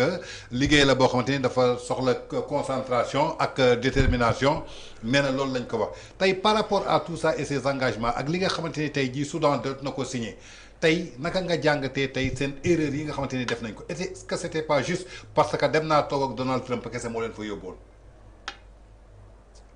waaw mooy li ma doon développé noonu presque Tange. waaw mooy c'est-à-dire que mooy manque de préparation bi. waaw c'est pas parce que Donald Trump yow invitation Donald Trump ak bi ñuy dem. waaw je crois que une invitation sérieuse ngay invité juróomi président. tu crois que ça se fait en une semaine. non bu fekkee ni rek dañu war a débattre des choses très sérieuses yaakaar nga ni rek dinañ ko préparer en une semaine. non kooku lu ñuy liggéey la au moins ay weer parce que c'est pas du ay ministre de la république ñooy dem mais njiitu réew mooy déplacé wu juróom ñooy dem tasante ki nga xam ne dafa nekk ci benn contexte dañ nekk ci benn contexte géopolitique bu doy waar. Les bombardements entre l'Israël et l'Iran, la pénétration de la Chine en Afrique, la guerre Ukraine-Russie, le réveil des pays du BRICS, la Turquie qui s'implante davantage en Afrique et plus précisément dans ces 5 pays dont les présidents sont invités. loolu président bu toog jeu golf fële ba si yàgg rek en une semaine et puis ça se règle dans une semaine le président il y a 5 présidents yu war a ñëw tas non foofu le manque de considération bi njëkk a commencé Tange suñu président moo ñàkk conseiller gis nga keroog bu ma nekkoon man njiitum réewum Sénégal Donald Trump njëkk def invitation ni pour que ma mën a ñëw je dis que les États-Unis dañ ko mës a considérer comme alliés et vraiment regretter wuñu mukk suñu ànd ak les États-Unis mais pour Trump me convier à la Maison Blanche il doit d'abord retirer sa déclaration qui nous traite the shit hole. Yes. kaddu googu daf ko war a retirer ba pare gis nga loolu bu ko waxee ni ko nag avec tout le respect nag bu nga am États-Unis allié tey jii li njëkk def sa déclaration boobu nga wax Afrique ay potu kama la loolu retirer ko pour que au moins ni mën a ñëw Amérique te kenn du nu yàpp ndax suñu population dinañ ñu xoolee ki ñu saaga ñu ñun suñu dëkk yi ay potu sàmbur la Afrique adduna bi yépp dégg ne yow yaa nu waxoon ñun ay potu sàmbar nañu mais tey ji delloonu notre dignité pour que moi un président qui est né après les indépendances un pays démocrate man ni fal ma ci condition yi ma fale je regrette pour mu ñàkk bañ a liggéey ak Amérique waaye nag lii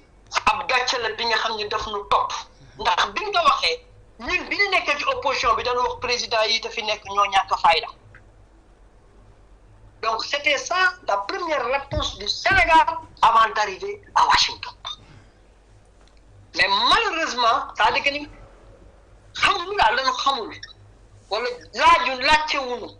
woykat bi ne da ngay wax nag boo bu xamul daal. bu xamul dafa xamul rek. loolu boo ko defee di nga gën a renforcer la visite de ton premier ministre en Chine et du coup da ngay am d'autres partenaires qui viennent parce que tu es en train de faire une pression sur la première puissance mondiale bi nga xam ni soxla na la tey ji ak adduna bi nu mu yëngoo yow mi nga xam ne da nga nekk ci Atlantique bi. lu mu la soxlaa ba pare dina ko delloosiwaat à la raison mais pourquoi Trump mën a dindi la NCA mën a dindi l'AGOA mën a dindi l'USAID après nous avoir qualifié de potu sambur mais amul doomu ba ma njëriñ yow li nga daan teg yëpp sama kaw pour ma mën ka nangu mooy au moins maa ngi defar ay tali yu baax sa xaalis moo ko defar man au moins maa ngi defar courant bu doy sa xaalis moom moo ko defar man au moins sama njaay mu ngi dox mu ngi ñëw te fayul taxe AGOA sama diggante yow moom moo ko defar waaye yooyu yëpp nga xam ne maa ngi ko doon am arrêté nga ko gannaaw ñeenteel ca gannaaw newoon nga man sama dëkk ab foos la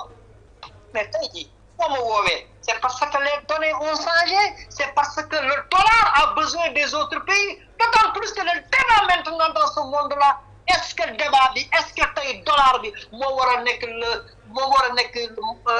la monnaie d'échange ndax les pays du BRICS tey jii taxaw nañu avec une autre puissance surtout maintenant que la position de l'Iran mu ngi gën a manifesté wu et li gën a am mooy tey jii le blocus américain contre l'Iran tey jii ak situation bi Iran wane boppam wane dooleem wane ni attention du woon Iran wu 40 ans en arrière Iran la bi nga xam ne bi ngeen ko téye def ko blocus alalam daal di yàqu fi tey jii Iran boobu bi ngeen ko tëjee nan la def dafa dem jàngal ay doomam dafa dem créer des ingénieurs dafa dem jël xaalisu pétrole boobu nga ni que mënu ko jaay ci àdduna bi muy jaar ci suuf di ko liggéey avec un autre pays ku mel ne Qatar di génnee pétrole am ci suuf di ko jaay ak gazam mu créer des universités de grandes écoles créer ay ingénieurs ba nga xam ne mën nañu toll léegi Iran di bombarder Tel Aviv parce que le problème de l'Iran à l'époque mooy boo gisoon Israël di leen sonal moo di Iran fetalam ay bombam bu ko sànnee le temps que muy yegg Tel Aviv day fekk ni sonn na puissance bu muy yegg si bi du ko amati waaye bi ngeen leen defalee blocus ni xam ni ala kulli alin ni ngeen def Saddam Hussein di nga leen ko jéem a def dañu dem jàngal seen ay doom dañu dem former seen ay doom dem jëli les ay professeurs yi nekk fii Amérique di jàngale Harvard semaine bu nekk ni jël avion dem jàngale ji Iran ñëw dellu si waat ñu préparer seen bopp di ñu defaree seen bombe yi ba nga leen attaqué benn yoon ñu riposté Tel Aviv commencé mokk da nga ñëw wax ak moom donc l'Amérique a besoin de rassembler ses partenaires parce que bu ñu jógee ci lii Iran wane na boppam pétrole am dina ko jaay par force ndax bu nee day nekk di jéem a tëj yenn détroit yi parce que xam nga nit mën nga ko napp mu yaakaar ne yaa ko ëpp doole mu lay daw waaye gis nga bés boo dofloo ba mu natt doole ndekete am na sa doole wala yow fa ngay laal duggul fa nga bañ ñi laal ko mën na fa am accès mais am na force jëlal muus ci diggu kër gi boo nee sëpp mu daw waaye jëlal muus bu ndaw nag doom ji waxuma la moom nday ja te daw de jëlal doom bi nga tëkk ci biir néeg nga yore sa karwaas songu ka xam ma ni doo ci teg minute nga gis bëñam yu weex tàll génn waaw donc yooyu yëpp yow boo ko capitaliser yooyu yëpp nga xam ko donc booy dem à une telle rencontre yow mii ñu doon qualifier potu sambu war nga xam ne am nga tey benn position booy exploiter gis nga les opportunités dans la vie c'est valable pour ñun humain ñun ñi di dox nii gis nga bal bi buy bondé du bondé rek yow sa kanam di ñëw di bondé non loolu moo tax en basket kuy jël ki rebondissement yi toujours moom mooy ëpp lu muy gagné basket bal bi bés bu bondé sa kanam jàppal ni bu jógee foofu dafay dem bondé ji ci kanamu keneen jamono bi nag bal bi bondé na ci kanamu Afrique bondé na ci kanamu Sénégal mais malheureusement on a choisi d'être dirigé par des incompétents. Juste une dernière question rek par rapport fi mu rebondir dafa lu am solo tey lan moo war a doon posture Sénégal pour son avenir jëmale ko ci ñaari partenariat ci deux puissances yi nga xamante ni benn bi mooy le voyage du président aux États-Unis beneen bi mooy le voyage du premier ministre en Chine tey comme ni nga ko waxee léegi États-Unis xam nañu seen dollar bi daanu na BRICS bi yeneen réew ñu ngi koy jël tey li nga xamante ni mooy Chine mi ngi nekk ci benn potentiel pour récupérer ay pays yoo xamante ni yu mel ni ay Taïwan tey Sénégal ban posture la ci mën a taxawaay pour suba mu doon gagnant par rapport à ces deux voyages. gis nga posture bi gouvernement Sall am dégagé d'abord par posture bi nga xam ni moom la Abdoulaye Wade amoon il faut reconnaître que c'est Abdoulaye Wade moo ubbi Sénégal carrément sinon ñu dañu ñettoon rek ci côté Europe bi ak yooyu mais Abdoulaye Wade daf ko ubbi dajji carrément buntu palanteer bu fa fekkoon bi daf ko def buntu garas donc Macky Sall bi mu yegsee avec une telle diplomatie pensée mais nag il faut reconnaître que Macky Sall a eu la chance de pratiquer l'État directeur ministre premier ministre président assemblée ba muy yegsi ci nguur gi dafa nekk sàppatu bu ñor xam maanaam un fruit mûr donc atu boobu am na ko donc bi mu ñëwee mu def lecture de la situation xam na ban position je peux dire centriste bi nga xam ni moom la Sénégal di def où les gens ont besoin de toi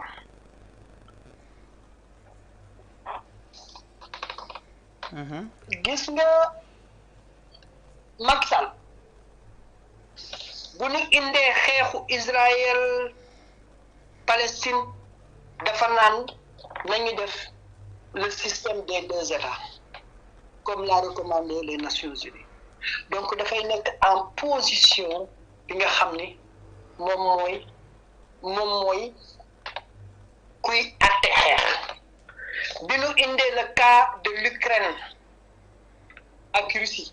position boobu la jël moo tax keroog bi yëfi jaxasoo moom na ngi jël yabal yóbbu mu tasanteeg ñaari président yooyu Kadhafi bi mu demee ba gaa yi xam ne taxaw ni France ak Hillary Rodham Clinton fas yéene nañ ko pour daaneel ko Sénégal Abdoulaye Wade nañu dem indi la rencontre d'Istanbul ni kenn rek nañu yaakaar ne kooku un pays musulman un pays stable un ami de la Libye ñooñu ñoo mën a waxtaan ak moom mu dem sinon deret dana tuur si nañu wax ñaan Abdoulaye Wade mu dem wax Kadhafi na dem sinon bu demul deret dana tuur ndax France ak Amérique taxaw nañu pour mu dem si la nit ñi doon non Abdoulaye Wade dafa trahir Kadhafi c'est parce qu'ils n'ont rien compris Abdoulaye Wade en fait était parti pour sauver Kadhafi mais Kadhafi xam nga rek li ko naar yi ay dictateur nañu résister na ba lii am mais mandarga Sénégal nañ doon utiliser pour mën a régler li ni mel donc position Sénégal dafa am nag nga am benn finesse diplomatique dafa am ñaari affaire yu am première mooy la Chine moom dafay indi alalam mais la Chine daf lay dugal ci benn bor bi nga xam ne après daf lay contrôler suba da ngay mel na état bi nga xam ne yow da nga ko labal sa bopp. Moi je faisais partie d'une délégation de journalistes américains avec des journalistes d'investigation canadiens. On était au nombre de 30 pour faire benn liggéey qui nous a pris presque 18 mois sur les activités des Chinois au Canada. Qu'est-ce qui s'est passé après? Il s'est trouvé que le gouvernement chinois moo doon jox ses citoyens yi nekk yi Canada ñuy jënd ay suuf rek di dem ñuy jënd ay suuf ba dominer l'agriculture au Canada. Tey jii gouvernement Canada dafa nanguwaat yëpp te dégguloo fenn coow donc Chine noonu lay def Chine day indi ay citoyens jox ko les gros moyens ñu occuper l'économie de ce pays et ce pays là di dépendre ak ci moom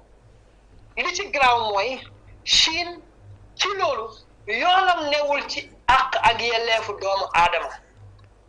yoonam newu ci tey booy def dictature yoonam newu ci booy xëy di rey yoonam newu ci. C'est ça la différence entre moom et les États-Unis.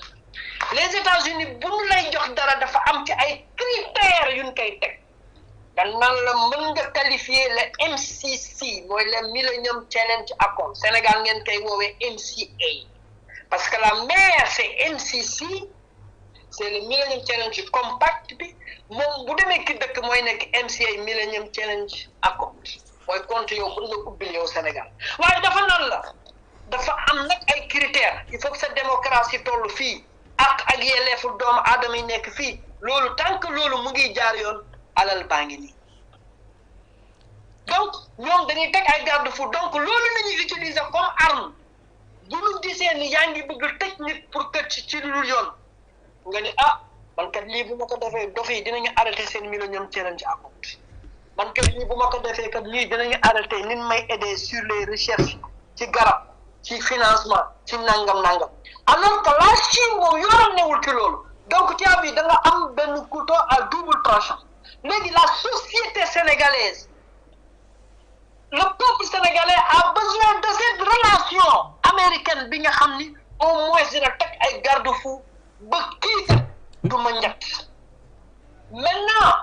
le gouvernement moo amee un dictateur un con qui est là donc kooku bu demee di leb ak Chine il enferme son pays qui est là comme prisonnier et du coup le peuple di souffrir ni koy rey suba ak ngoon yoonam new ci donc maintenant c'est la hors de léegi il faut nga ni teg balance bi xool tey jii cette société sénégalaise ban relation moom moo ko arrangé mais le gouvernement en tant que tel dafa war a am réflexe bi nga xam ni du ci rejeter kenn nag mais mu dem avec des mesures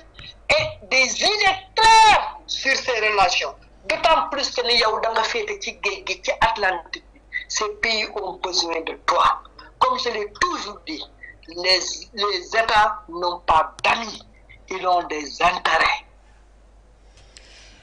Merci beaucoup. Thank you, Dia. We are so proud before you was an investigative journalist in America. Il faut ma jàngi anglais. For our set in our plateau for with relevance of your answer. We are so happy. Thank you so much. We are so proud to you. Ma ne il faut ma jàngi anglais de doyen. Tans def na ma ko de. li yëpp ak Mohamed Sarr dugal ma école ma jàng anglais nga ne doo ko def mais merci beaucoup quand même doyen merci ñu ngi lay jaajëfal bu baax a baax di am mbégte bu baax a baax saa su nekk di la accueillir ci suñu ay plateau ak itam nit ñu koy yombalalee mbégte rek lañ ci yàndal saa su ne ma bàyyi la nga tàggoo rek. di leen remercier avec le temps avec même les difficultés qu'on a eu d'ordre technique di jégalu ci ñi nga xam ni ñoom ñoo leen di topp.